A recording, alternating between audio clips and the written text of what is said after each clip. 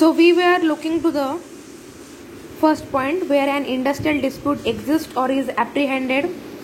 In the previous video we have seen what is the section 10 clause A.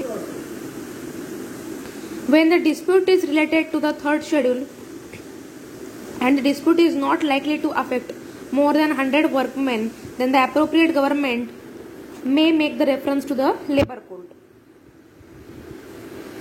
The appropriate government has the authority about to whom should the dispute given for the adjudication.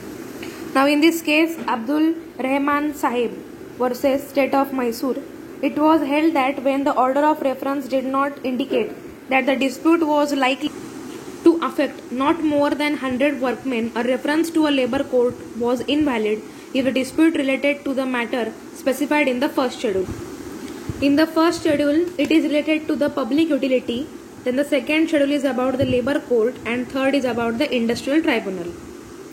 Next point is disputes relating to the public utility services, in that when the dispute relates to the public utility service and a notice under section 22 has been given, the appropriate government must, unless it considered that the notice is frivolous or it is inexpedient, then the appropriate government make a reference and the dispute may be commenced, means proceeding will be start.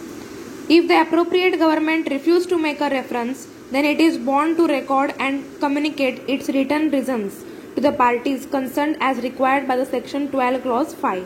When the dispute in relation to which the central government thinks to give it to the labor court or tribunal court, then the authority to refer to or give to is to the central government.